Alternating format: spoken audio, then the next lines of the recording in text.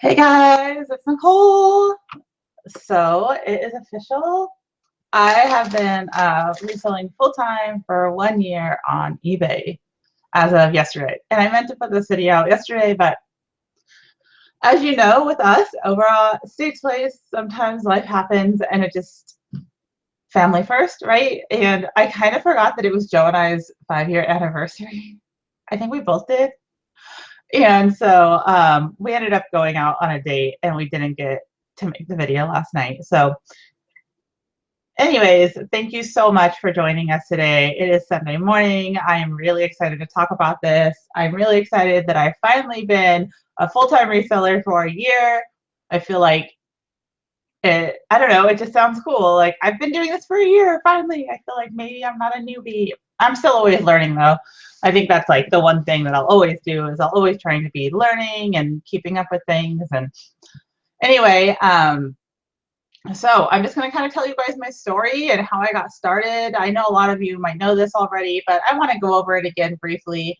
And then I want to share with you some of the things I've learned along the way. I've had some major failures along the way, and looking back, I laugh at a lot of the stuff that made me like so upset and so like frustrated and crazy. Last night, like short story, last night Joe and I were having dinner and I got a negative feedback, and I have had all this crazy stuff happen to me lately. And Joe, I was like, wow, I should be like really upset right now. Usually I would be sitting in a closet like crying or like so frustrated and so upset. And all the things I've learned over the past year have enabled me to keep it together and be professional and continue to eat my dinner and not get upset over negative feedback. Look, for secondly, it's going to get removed because it was feedback extortion. We'll talk about it on the podcast this week, but basically this person had emailed me and said, if you don't refund me a partial refund, I'm going to leave you bad feedback. And I said she could get a full refund if she sent it back, and she refused to do that. So I'll be calling eBay and talk about that. Anyway, I'll try not to get too distracted today. So excuse me if I do. So 1 year, my gross sales were $108,000 on my first year. I did not expect that to happen. I really just wanted to make up for the income that I was losing when I left my corporate job.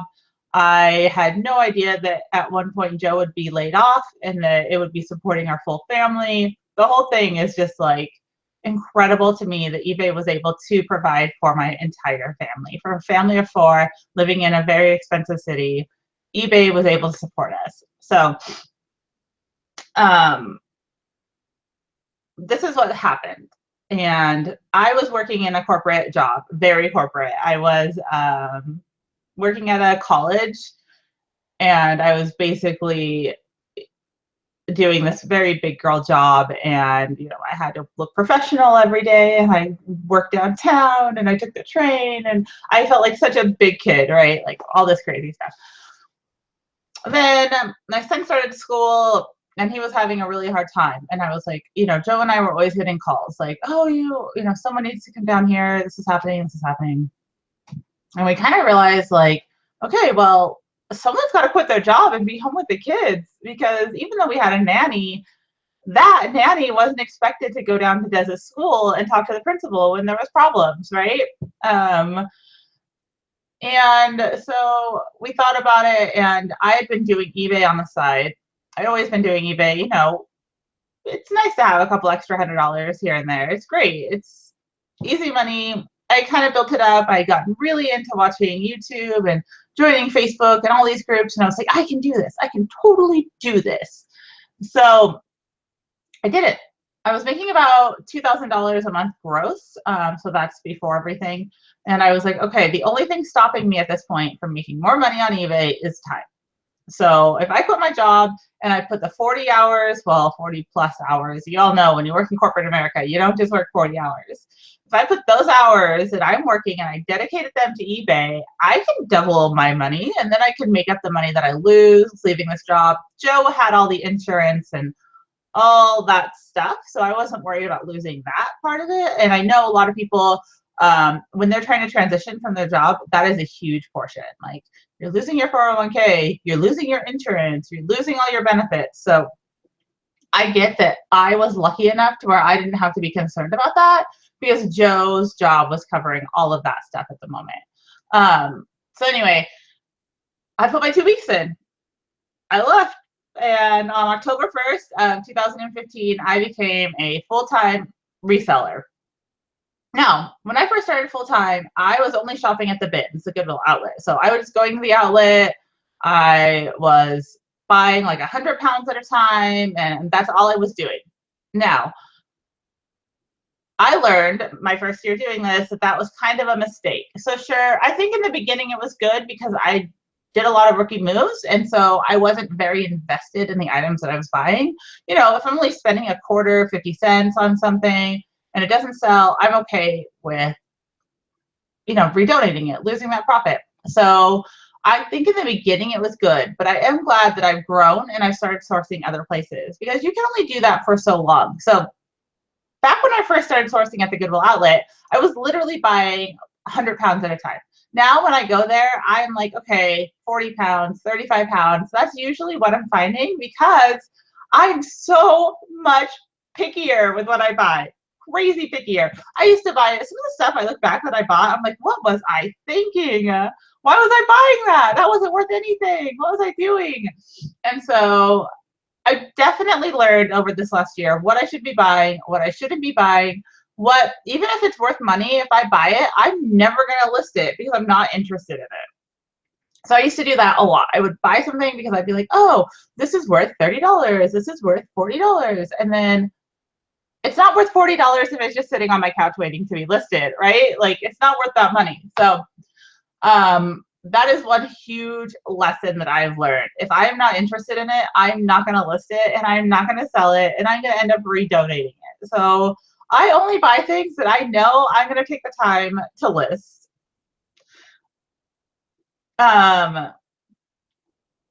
So after maybe, I don't know, 2 months, I guess in December, I started to get pretty lonely. And because I was used to like having a job and having work friends and, you know, going to happy hour and having work lunches. And I started to get kind of lonely. You know, Joe was working 13-hour days. I was staying home with the kids. And I was like, wow, okay, well, this is boring. Like, I don't have any adults to talk to. And so I started a YouTube channel, which you guys are watching right now. And that was a great outlet for me. My original intent when I started the YouTube channel was just to try and make friends and maybe become part of a community, like a bigger part. I mean, sure, it was on Facebook and I was kind of interacting over there, but it wasn't like the same as being able to speak my opinions and then have you guys talk back to me and then learning from what we're talking about in the chats or all of that stuff. So the YouTube channel was a huge outlet for me. It was great. I love doing YouTube videos. And it also helped me increase my sales because I was learning so much. So from the first month to, I believe, I didn't write down the exact numbers. I should have for you guys, but from about October to into January, I made my sales from 2,000 to 6,000 a month, and I was great with that. Really, that was a great number for me. I would have been totally fine just sticking with those numbers and hanging out. Then we kind of found out that Joe was going to lose his job. He was going to get laid off. He was going to have his contract terminated. So we were like, okay, like January came around, and we're like, well, you can just get another job. It will be fine. It'll be fine. No big deal. We'll find you another job. We'll survive. Everything will work out. And then that didn't happen. So it didn't happen because when he got laid off in February, we realized that he was more used at home. We kind of like weighed our pros and cons. Okay, so you can go get another job making $25 an hour. You can work at home from eBay with me, and I think that we can really make up your income doing this. Let's try it out. So we tried it out, and from February to when he started with me, I mean, we really were able to take from about 6,000 to 8,000 and turn that into 10,000 to 12,000 a month pretty quickly.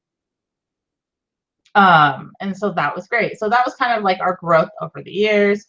Together, we definitely were making more money, but I was also more streamlined. When he quit his job, I turned this room that I have right now into completely my office. I reorganized it. I spent 3 days redoing my whole inventory system, which I'll talk to you guys about.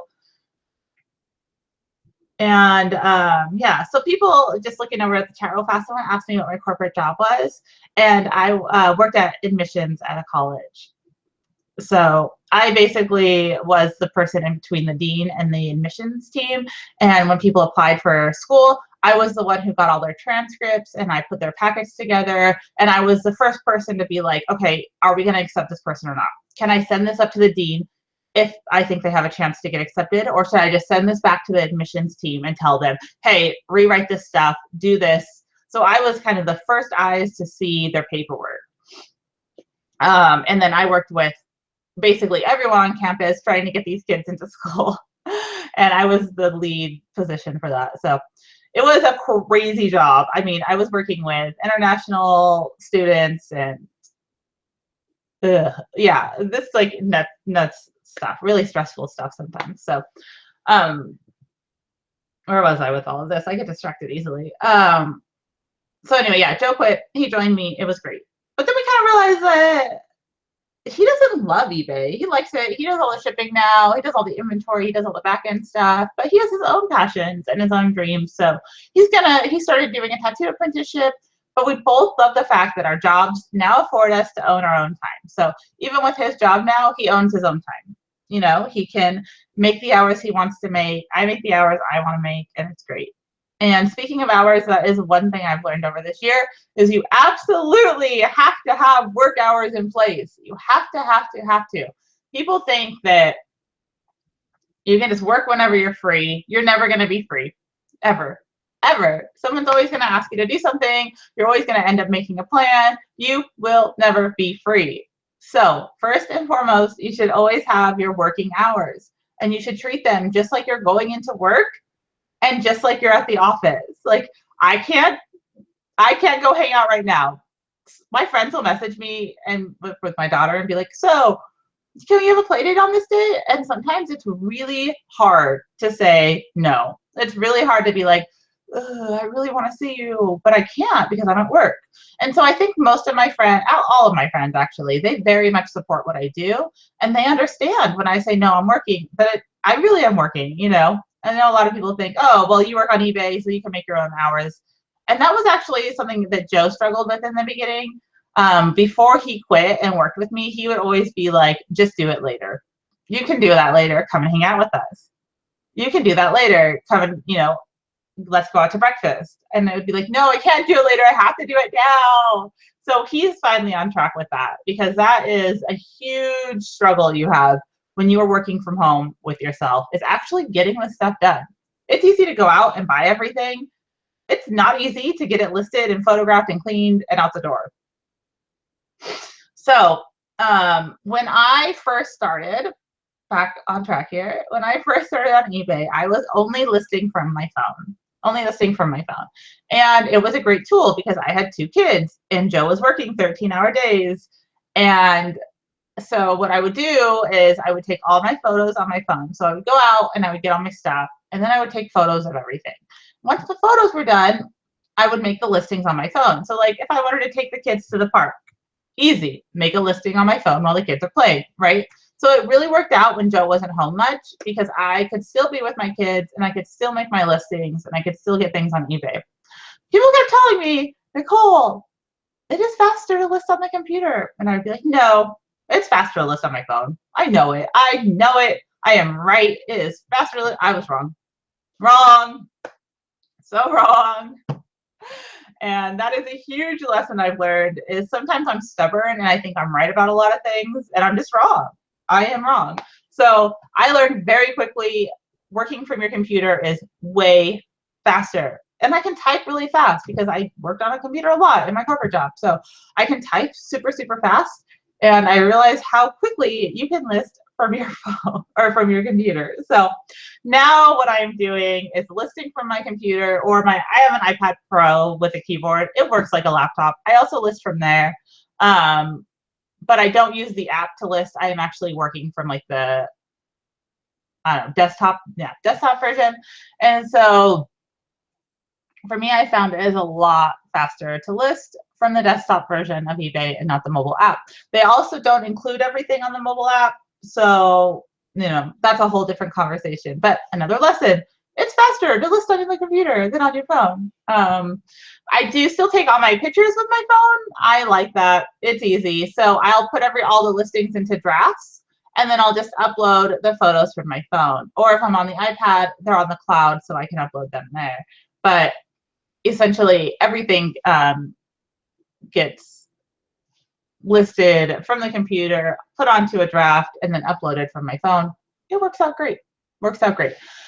So I'm still able somewhat to, I will make the draft, and then let's say Joe's driving the car, and I have a bunch of drafts, I have a bunch of photos, I'll just upload them then. Another thing I've learned is time matters. So for me, it's really important to be starting my listings at certain times of the day and in different blocks. So I think the number one thing with eBay, if you're going to be doing eBay full time, is you want to make sure that you are listing every single day, every day, not missing any days, and being very consistent. You don't want to list 5 items and 50 items and 1 item, then 2 items and 5 items, then 10 items and 20 items. Try and have, if you're going to list 10 items, if you have 100 items to list during the week, try and do, 10, 15 items over the course of those 7 days. Spread it out.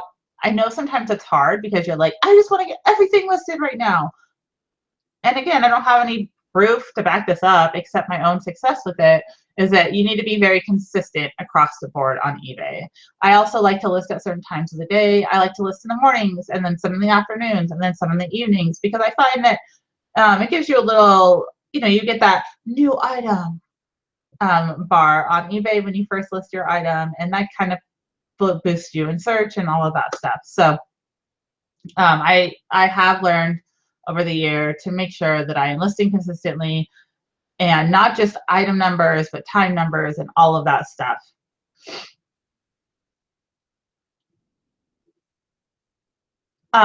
Sorry, and I am trying to read through the chat some too while I talk to you guys about all of this. Joe is over there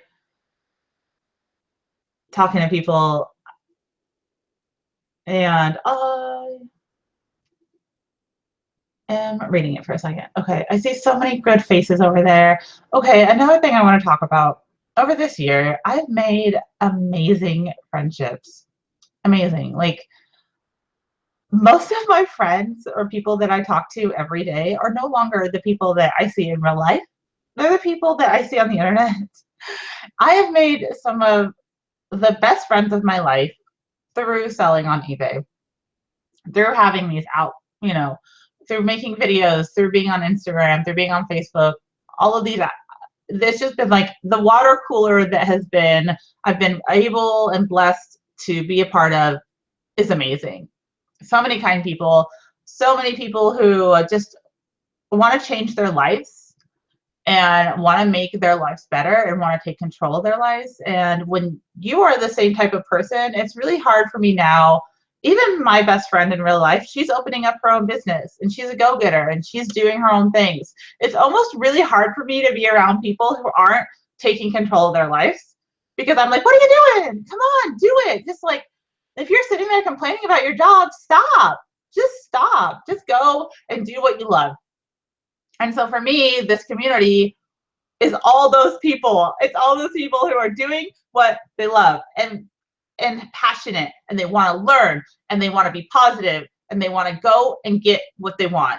And for me, there is nothing else, no one else I want to hang out with than people like that. So sorry, it's just like this incredible thing. Joe and I were talking about it a lot last night, about how lucky we feel to be a part of a community with such amazing people in it. So thank you to everybody.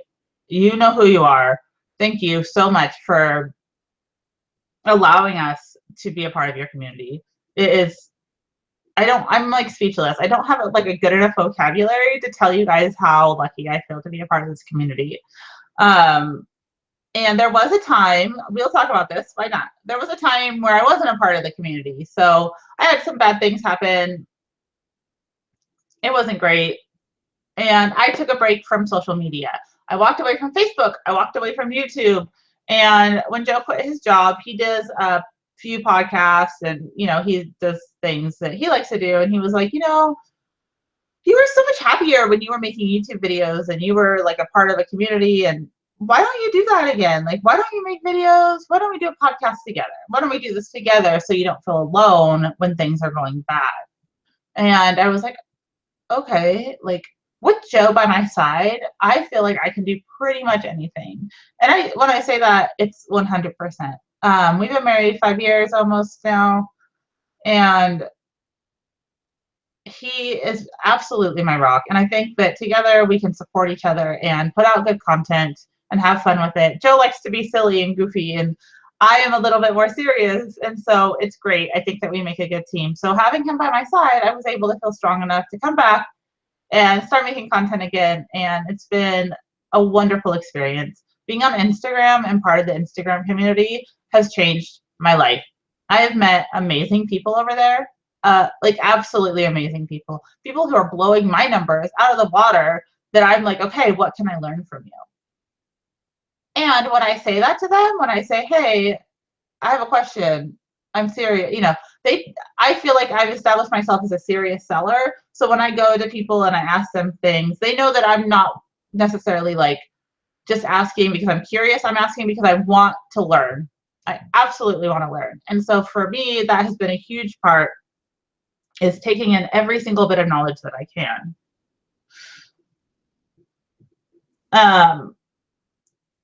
And yeah, and so when I first started social media, I haven't talked about this before. When I first started social media, I really wanted to just, make friends and make an outlet. And then people started telling me, oh, you should be doing Amazon FBA, you should be private labeling, you should be doing all this stuff. And I was like, oh, well, maybe I'll do like a private label. That sounds fun.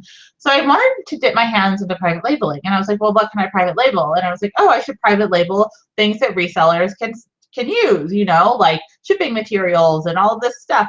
And so I started doing that for a minute, and then I realized, like, I don't want to like sell things to people though. I mean, I want to make content and put it out, but I'm not necessarily trying to be a person who's selling something. So there was a brief moment where I was like, oh, I'm gonna like private label things, and then I'm gonna try and be like what is it, like a coach, and I'm going to try and do, I think that everyone kind of gets caught up in that, like they think like, oh, I can make money off of being a coach or whatever. That is no longer like my goal. So that was my goal for like a month or so, and I know a lot of people know about that, but a lot of people don't. And so for a minute I thought I was going to like private label, and I thought I was going to be a coach, and I thought I was going to do all this stuff, and then I realized that, again, that was a huge failure. That's not who I am. Like, I don't want to sell things to people. I just want to make content, and I want it to be fun. My number one goal with making content is always to have it be fun and enjoyable. And if I'm selling you something, then I have to be like, oh, and buy this, and that's just not who I want to be. I want to sell things on eBay that I find at thrift stores. I want to maybe get into wholesale and sell that stuff on eBay, but I'm not trying to sell to any of my followers. So I just want to put that out there, because that was a huge thing that I learned this year about myself, is that I don't want to sell things to my community. I don't want to sell myself to my community. I don't want to sell products to my community. I just want to be a person who's sharing my experiences, also for myself, because documenting your experiences is really interesting. Now that I've been on eBay for a year and selling on eBay for a year, I go back to those videos where I was first, making things, and I look at these old haul videos and I'm like, oh, why did I pick that up? What was I doing? But I can, still learn from all of that. And anyway, I'm trying to keep up with the chat. I feel like I'm missing everything over there, and you guys always have great things to say. Okay, let's talk about some more things that I learned on eBay. So again, I used to only buy at the Goodwill outlet, and it was cheap and great, and I learned my lesson. And now I am investing more to get better items to sell for higher dollar. And I think that that has been a huge part of my success. When Joe first started, I was kind of going to Goodwills here and there, and he was actually the one. I was at Goodwill one time, and I wanted to buy like $400 worth of stuff. I found all this good stuff, but I was freaking out.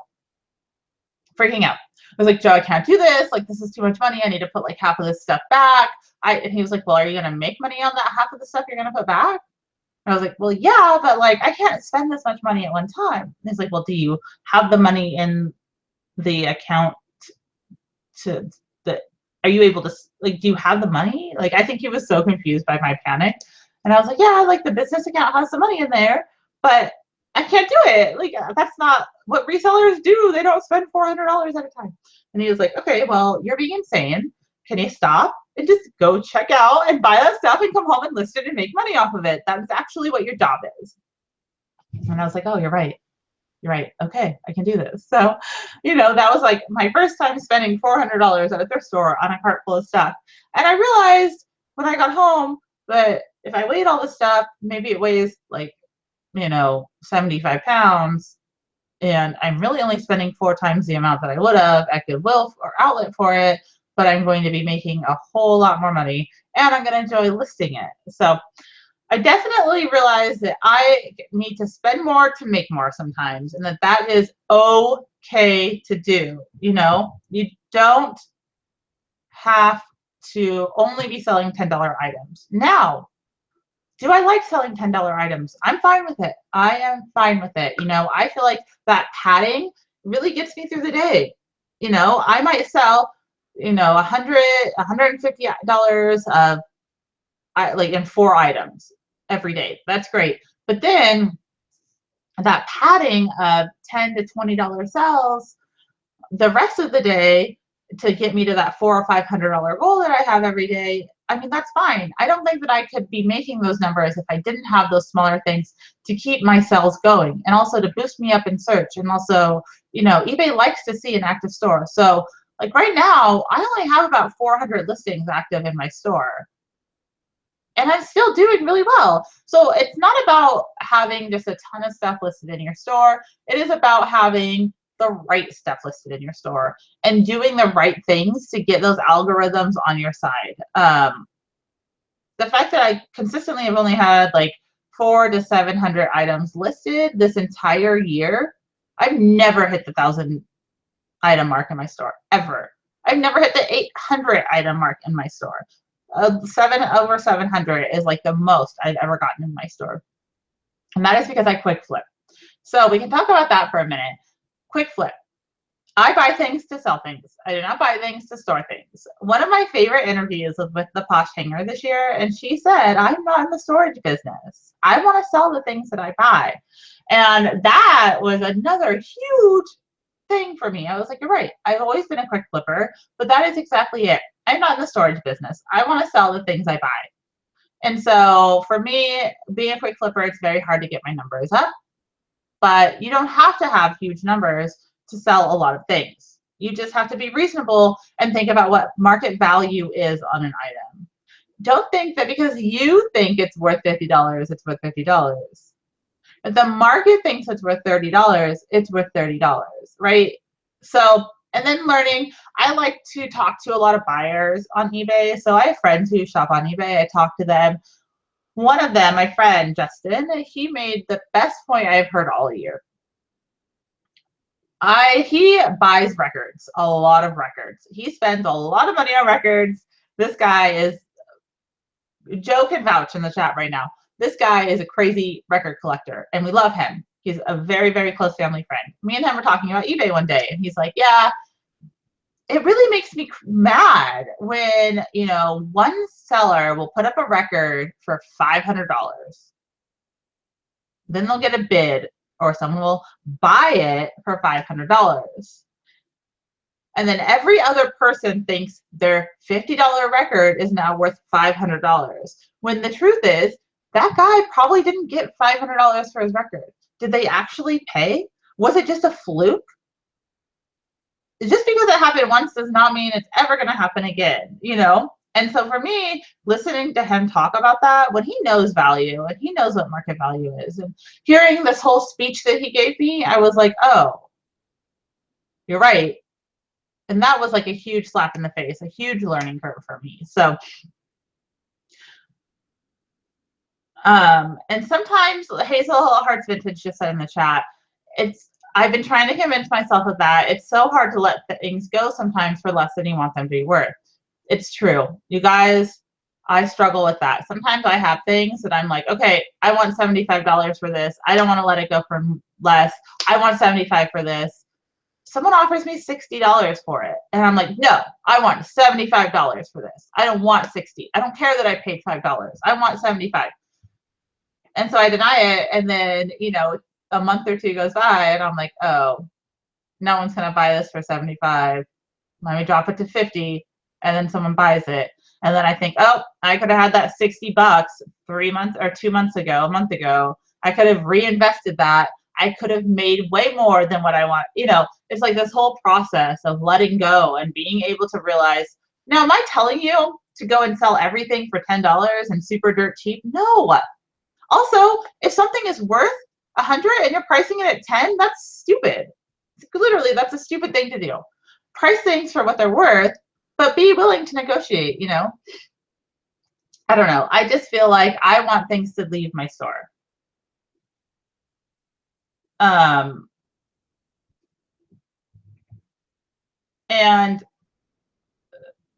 I don't know how to say this, but I don't want you guys to go and sell everything for $10. I just want you guys to make money and sell things for what they're worth. And I know a lot of people hate when I say that and they think that it's crazy, but I've been in retail for a very long time, folks, and I can tell you it's not crazy. It's just the way the retail world works. So another thing, if it was selling for $20 5 years ago and it's a shirt, maybe the fashion has changed and it's only going to sell for $10 now. So, you know, you also have to think about markets and trends and all of that stuff that no one really wants to think about because it's not fun. Gosh, what else have I learned? I've learned so much. I've learned that it's great that I don't have to do shipping anymore and that Joe has taken over that. Inventory was a huge issue for me over the years. So when I first started with my inventory, I was, sorry, let me get a drink of coffee. Whew. When I first started with inventory, I just had buckets, and I had my pant bucket, and I had my shirt bucket, and I had my short bucket, you know, they were just labeled by items. And then I was taking so long to pull my inventory every day to ship it because I'd have to dig through the pant bucket and try and find the right pair of pants, to dig through the shirt bucket and try and find the right shirt. Now, when Joe started, I knew that I wanted him to be in charge of inventory. So I took about 3 days, literally 3 days, sitting at this chair in this office, and I went through every single bucket and I assigned every single thing a label. So now we have our buckets A through Z, and within those buckets, there's bags 1 through, let's say 30. It's kind of different, but about 1 through 30. We use these clear bags. We write the bucket number and then the bag number on the outside of the bag along with the brand name, and we put the item in there, and then we put the bucket number and the bag number into the listing. So Joe, it literally takes him a second. He just goes to that bucket, pulls that bag, checks the, you know, he has started, he didn't in the beginning, we didn't used to write the brand name on the outside of the bag, but that does allow him to double check. Sometimes we get returns or we put something back into the system, and so we'll have 2 of the same bag numbers on accident. It's just a way to double check. You know, you're always wanting to do a check and balance system. So the other thing that we learned is that it's really great for, I thought that, you know, okay, in the beginning when we started this inventory system, I was like, okay, when I'm building listings, I'll just put the inventory number in there, and or we'll both be, I thought that we could both be doing inventory together. I don't know why, but that was dumb. So when what I realized is that when 2 people are doing the inventory system, it's at the level that we're at right now, it doesn't make any sense. So I don't put anything.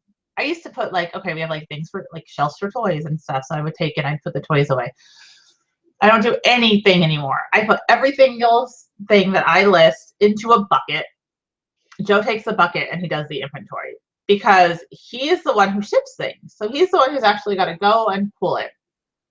So once I make the listing and I put that thing in the bucket, I do not ever worry about it again. I let go of the back end process. Joe does shipping, Joe does inventory.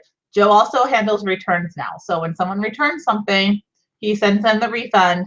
he puts the item back into the inventory system. Because when I was trying to help him with that, it was just getting mixed up all the time. So, you know, letting it go, letting him do what he needs to do. And so he found that if he writes the item name, just like the brand name on the outside of the bag as well, that's just a second check for him. He's also found that by him going back into the listing to add the inventory number, he has found where I've made mistakes in the listing. You know, maybe I typoed the title wrong, or maybe he pulled the item out and he found a small hole, or he found something wrong with the item. He is able to then update the listing or tell me, hey, this is going on, and then I can decide if we should just pull the listing down. And so for us, we have this great balance system. And I know a lot of people work on their own, and so it's hard to have something like that.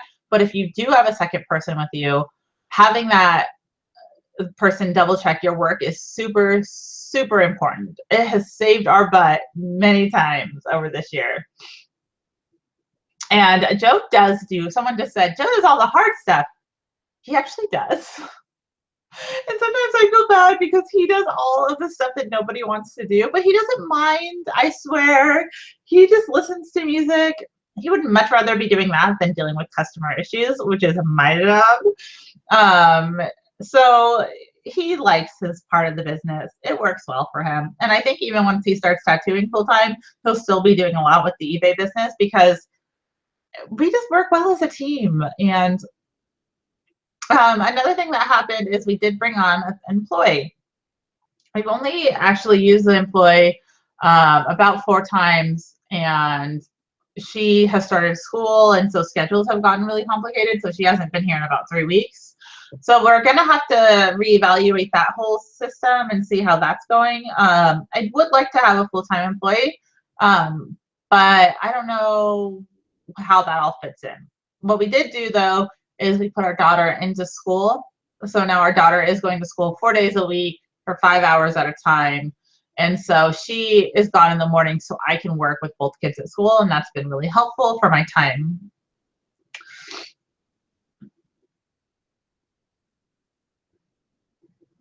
And let me see here. I'm just going to go through the chat really fast and see if I missed anything.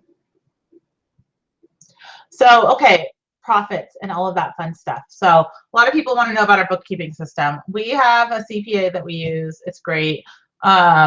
We do just use the one business account for all the business stuff, and then we pay ourselves. And we don't necessarily talk a lot about the bookkeeping side of it because I don't want to give you any bad advice, right? I feel like numbers are one of those things where I don't want to mess your life up. Like, I can be wrong about things, you guys. I'm not perfect. And so I don't want to tell you one thing and then that thing be completely wrong and then it's affecting your actual finances. So for me and Joe, it's really important that we have always tried to stay away from the bookkeeping side advice. We've tried to stay away from the tax advice. I do not ever want to tell you bad advice when it comes to that stuff. So what we do basically is we have our Excel sheets that Joe keeps updated. We have our business account. We pay ourselves from our business account, and then we spend from the business account.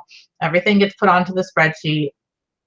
We reinvest about 20% of what we make in the business, and then overhead varies from month to month, but it tends to be about 30 to 40% for, you know, we're talking eBay fees, we're talking PayPal fees, we're talking shipping, we're talking supplies, all of that stuff that you have to think about. So our profit for the year was right around, gosh, I would have to look at the actual numbers. I would say our profit was right around 70,000 for the year after all of that stuff. So it really varies, and it also varies from month to month. There's been times where we're like, oh my God, we have no money to pay ourselves, right? Like, we've reinvested all of our money. We have had a slow month. We have really struggled this month. And so sometimes it's hard. I mean, not every month has just been this like crazy great month. We definitely have always been able to keep a roof over our head with eBay. We've never been able to not pay our rent. We've never been able to not pay our bills. We've never been able to do any of that stuff. But sometimes there's no money for fun, you know, like sometimes there's no money for the things that we would like to have. So we also now have to pay, you know, our insurance and all of that stuff. And there's a lot of things you have to think about. And sometimes it's really hard and stressful when you're only having eBay as your income. Um, and life can also be really hard. One thing about eBay and being a full-time eBay seller is that you are emotionally invested in your business because it is your business. And so there are days where I am having a bad sales day, I'm having all these customer issues, I am just, the world feels like it's crushing down on me, and my mood is 100% impacted by this because I know that if I fail at this, it's not like a job.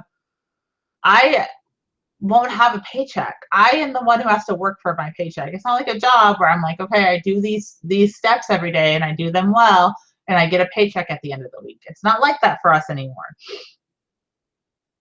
It's like if no one buys your stuff, you don't get a paycheck and you don't feed your kids. I mean, that's it, right? Like I have 2 kids to take care of, and as their mom, it is sometimes very stressful to know that this could come crashing down. And so we always try and be smart about our money, and we're trying to pay off debt, and we're trying to make really good business decisions. And but man, I am telling you guys, and I hope that a lot of people can relate with this. It is stressful sometimes, so stressful. I went through the chat and I just saw a couple things I wanted to talk about here. So Thelma Thrift, I think Thelma is just a great woman. And she just said, don't forget counter offers are your best thing. And she was talking about that when I was talking about taking offers earlier. She's right. I do counter offer a lot. And I never decline an offer. If it's a lowball offer, I always just go in. The other day, I had something for 30 and someone offered me 10 and I countered back at 28 because I just was like, no, that's way too low. And then she countered back at 20 and I countered back at 25 and she took the 25. So you never know. Sometimes people just want to haggle. So yeah, those counter offers are a beautiful thing. How do we find affordable insurance? So for us, we do have a child with special needs, and so we want to keep the same insurance that we had when Joe was working, and because we want to stay within the same network of doctors. Because if you do have a child with special needs, you understand that it's really hard sometimes to get on those wait lists and wait a year. And anyway, so we just kept the same insurance. We pay a lot for it. It is what it is. Nothing we can do about it. And then we are renters. So I'm just going through some of the questions now. Yes, we are renters and we will buy a house. We have like a 2-year goal with that. But we want to pay off all of our debt before we buy a house. So right now we're comfortable in the place that we're living in. Buying a house in Portland right now is almost impossible unless you have about $500,000. I'm not exaggerating. The housing crisis in Portland is a real thing, and that is where we live. So right now we're renters and it's okay.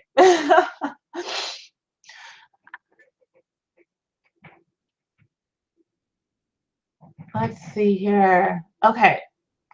So let's talk about next year, shall we? So we've learned lots of lessons. We've had lots of failures. I've had customer failures where I didn't do the right thing. And now I know I just take care of all my customers. I take care of them immediately. I list every day. I've definitely grown a lot. I still have a lot of growing and learning to do. Absolutely. So my goal for next year, hopefully I'm making this video next year and I'm sitting in this chair and I tell you that I've made $250,000 gross next year. That would be my goal. I don't know how I'm going to know. I do know how I'm going to do it. I'm going to do it by being consistent. I am going to have to hire a full-time helper at some point. And I think maybe, I don't know, maybe I've been recently a little bit looking into doing pallets, like wholesale situations. That's not going to happen until after Q4 though. Right now, I'm really very, very, very focused on Q4 and what I'm going to do in Q4 and listing and getting those 50 items up every single day and trying to just hit that maybe $20,000 mark in the month by the end of the year. So maybe November or December, I will hit that. But my goal is to branch out next year and try and start looking into doing liquidations. I have decided that I am done doing hard goods. I'm not doing hard goods anymore. I'm done doing hard goods. I look at these big stores. I look at stores like BHFO, which is, you know, I would love to be the next BHFO. And I look at these stores and what are they doing? They're doing one thing and they're doing that one thing really well. So for me, the one thing I do really well is clothing and shoes. I'm going to keep doing clothing and shoes and nothing else. I'm going to try that out. Joe and I have already decided we're going to pull all of our hard goods out. We do have an antique booth, so we're going to put what can go in the antique booth into the antique booth. We'll redonate the rest, and then we'll kind of start fresh with only doing clothing. And I know a lot of that is kind of a bummer for some people who watch our channel because they don't do clothing. Hopefully you can still learn or just listen to some of our funny stories because Joe loves those funny stories and still follow us. But yeah, so for us, we're going to be cutting out all hard goods. We are just going to be doing clothing. And I think next year, a lot of that clothing is going to be coming from liquidations. I've been talking and sourcing some with that. Again, I'm not trying to do that in Q4, though. I'll be doing that next year. Hazel Hearts Vintage, am I doing hard goods for Q4? I will still be picking up, when I see games and toys, I'm really good at finding toys and stuff. So yeah, I'll still be picking those up. I don't necessarily think that they'll be going into our main store. We do have 2 stores on eBay. So they won't necessarily be going into our main store. I'll probably put them in my secondary store because I really want to start branding my main store as a clothing store. I do also want to contact, and since I have, like I told you guys, I was trying to do all that private labeling stuff.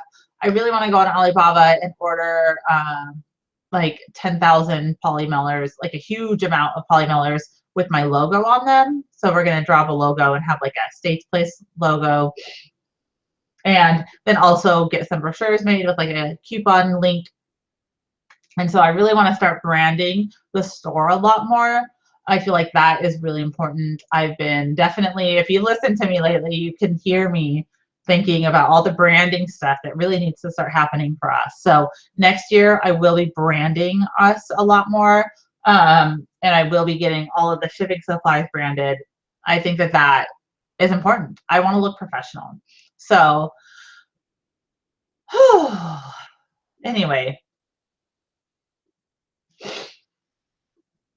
let's see here. Oh, so people are talking about the clear bags that we buy. So Yvonne buys bread bags, and Joe did that. I used to buy them over at what is it called? Winco. I used to buy bread bags over at Winco, but they don't self-seal. And for Joe, he really likes those self-sealing bags. And so we just still buy them on Amazon. But the bread bags totally work, and they're very inexpensive. So that is a great source for them.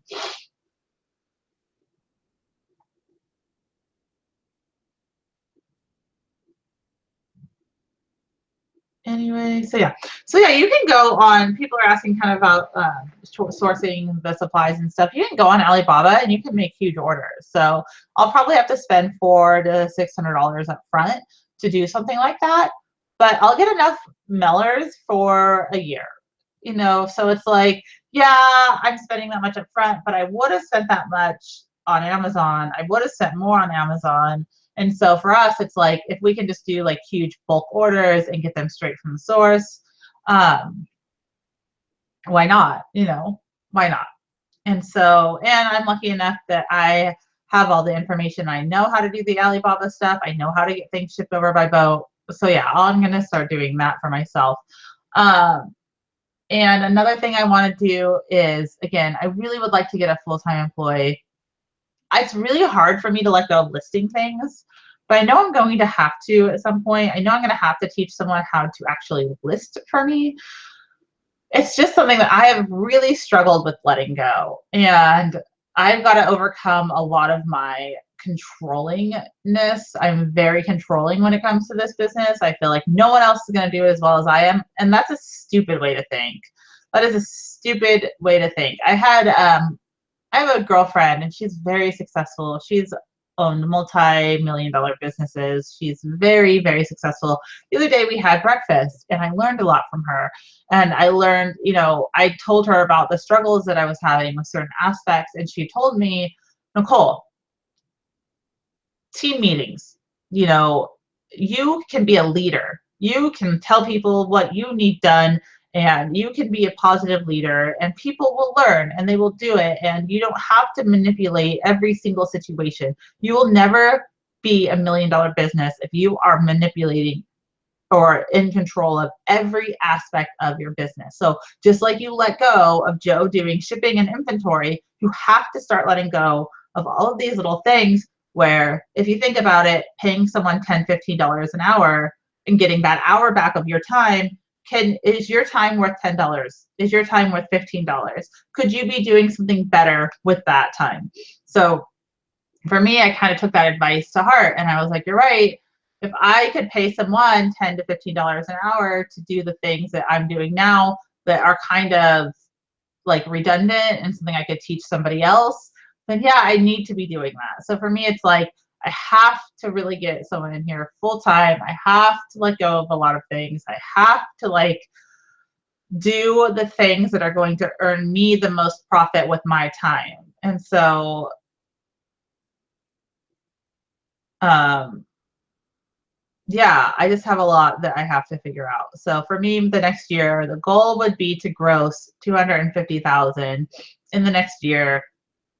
And to do that by letting go of a lot of my tasks that I do every day and by sourcing smarter, by doing liquidations. And do you think I'm ever going to leave thrift stores though? Like, no way. No way. I love thrifting. So I'm not leaving thrift stores. I'm not leaving the bins. I'm not leaving Goodwill. And yesterday I actually challenged myself with my friend Chrissy, Frugal Living. We do Reseller Revolution on Thursdays together. She and I went out sourcing and we didn't go to any Goodwill. We actually just tried to find all the little shops around town and we went to 4 different thrift stores and we did great, and so like finding new places to source and I don't know, trying to be a positive influence in a community. And yes, green pastures, it's called micromanaging when you feel the need to control everyone, everything. Yeah, hi, my name's Nicole and I'm a micromanager. Guilty as charged. Ask Joe. I micromanage everything and it's so hard to let go. Is there a support group for this? Is there a micromanaging support group? Is there someone? Oh, yeah. So that's my problem. I do want to start selling more on Poshmark. I'm loving selling over on Poshmark, but I think that's just going to be like my fun side money. I don't think it's going to become like a huge business that I grow.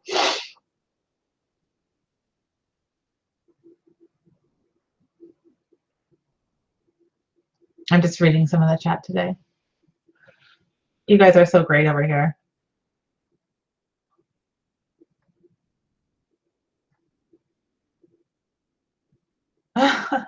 Tara says, no more pretty princess. So pretty princess pretty much haunts my dreams. I find it all the time and they sell for $30, $40 every time. But I literally have had like 5 sitting on my desk. When one sells, I just hit like relist. And then anyway, pretty princess pretty much haunts my dreams. Oh man. So yeah, you guys, I think that about wraps it up. Do we have any questions in the chat that you guys want me to get to?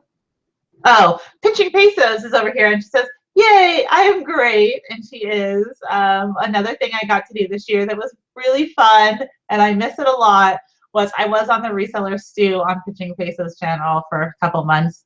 And I have to say that was one of like the best things. I loved hanging out with those ladies every month. And I believe that they're adding Yvonne to their chat this week permanently. And I'm super happy to start watching those. I mean, I watch them every week. I don't always catch them live, but I love watching her channel.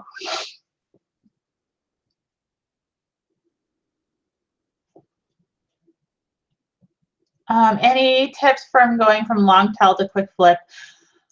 Elizabeth, just remember that when Target buys something, they're buying it for $5 and they're selling it for 10 and they're happy selling it for 10.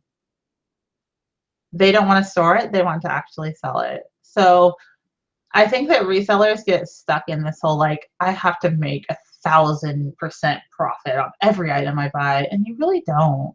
I mean, you really just don't. You know, 100% profit is generally the goal in retail.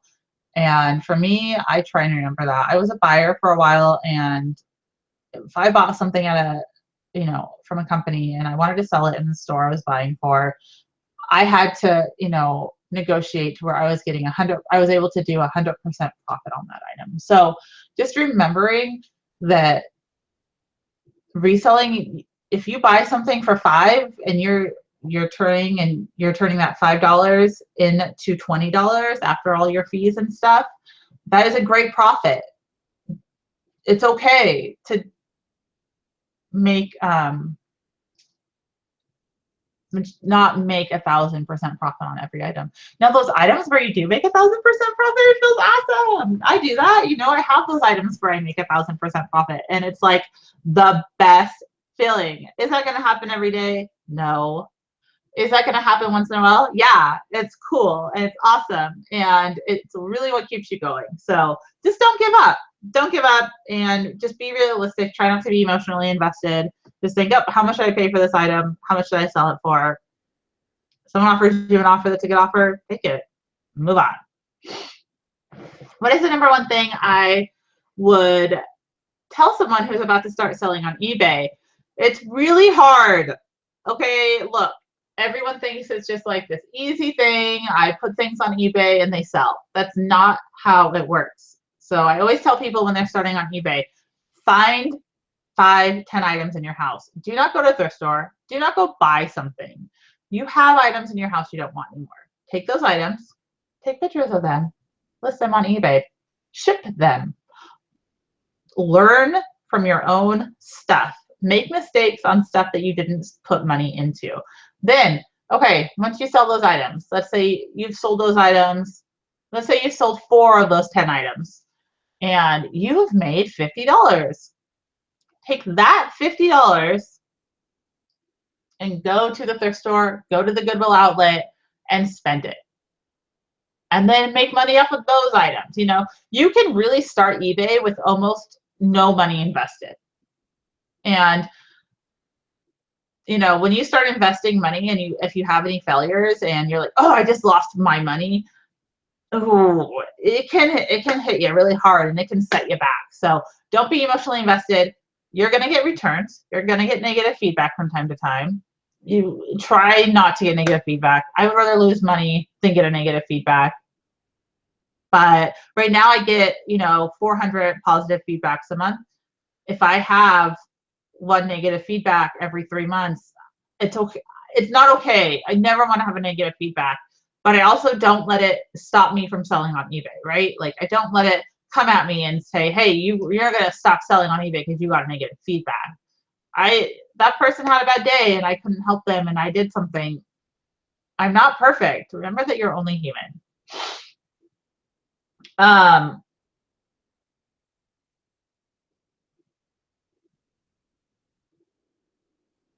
Reseller Network rated me. That's interesting. Okay. Do I watch YouTube while I list? Do I listen to music, podcasts, or no distractions at all? That's a good question. I do listen to YouTube. I watch YouTube. I listen to music sometimes, and I watch Netflix a lot. I always am binge watching something. So what I'll do is I'll come in and I'll watch my videos. I have, certain people that I like to watch every day. And then I will listen to my podcasts. I have weekly podcasts that I like to listen to. Some of them are resale related. Some of them are not resale related. I really like listening to My Favorite Murder right now. I think it's a good podcast. So, I listen to all types of things. I also there's like a science versus something. Science versus is the name of the podcast. I'm really into that one right now. So, I listen to all kinds of podcasts. And then if I still have time after I've done all of the things that I want to do, I'll watch Netflix. I am watching House of Cards right now. So yeah, that's me. That's what I do. But sometimes no distractions are no, I can't have no distractions. Sometimes Joe comes in here and he wants to work and I'm like, you gotta put music on. You gotta do something. I gotta be multitasking at all times.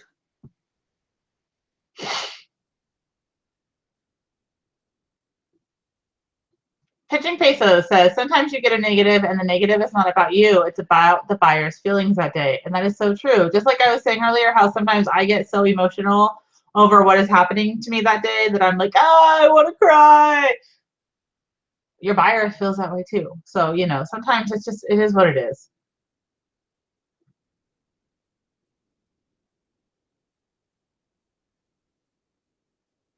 Yep, Pinching Pesos. She says you can't please everyone all the time. It's so true. So anyway, guys, I think that's about to wrap it up. I'm going to just, oh, Yvonne says, do you think about adding consignment when you go bigger? So, okay, you guys, my friend gave me some consignment and she gave it to me like 2 months ago and I still have it sitting in my garage because I haven't listed it yet. So probably not. Probably not. And I feel really bad. And I'm like, oh no, friend, I'm sorry that I still have all your stuff. I just can't do, I don't know what it is. I can't do consignment.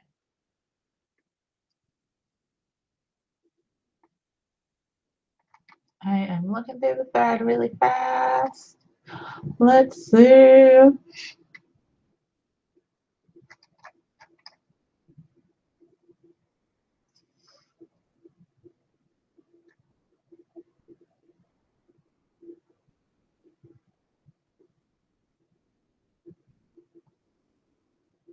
Okay, guys. So yeah. Anyway, thank you for watching. I think that's gonna wrap it up. I really appreciate you guys tuning in and watching me and supporting me over this next year. I really hope that the next year is just as good as this one. And we do want to keep putting content out. So if you guys have ideas for videos, if you guys want to contact us, if you guys want to do an interview on our show, and I want Joe to do some interviews. Somebody be interviewed by Joe. You know, like if you guys want, what do you guys want to see from this channel over the next year? Where do you guys want to see us grow to for the next year? I definitely want to hear about that. Leave your comment below. Let us know what you want to see. And if you want to email us privately, we do have statesplace@gmail.com where you can send us an email. And we would love to have some people on the show. We would love to hear what you think of the show. We would love constructive criticism. Joe and I talk about that a lot. I would love to hear what you guys think I could do better. I mean, honestly, it would be great to hear. So, and what you like that we do, because, you know, I like to hear that too. So yeah, you guys, thank you for watching. Thank you for watching our videos and thank you for supporting us over this last year. And again, a huge shout out to the reseller community. You guys are great. Have a great day. Bye, guys. Oh, P.S. Hey, P.S. Like I used to say, if it's not listed, it's not selling. And if it's not selling, you're not making money. That's the number one thing. Bye.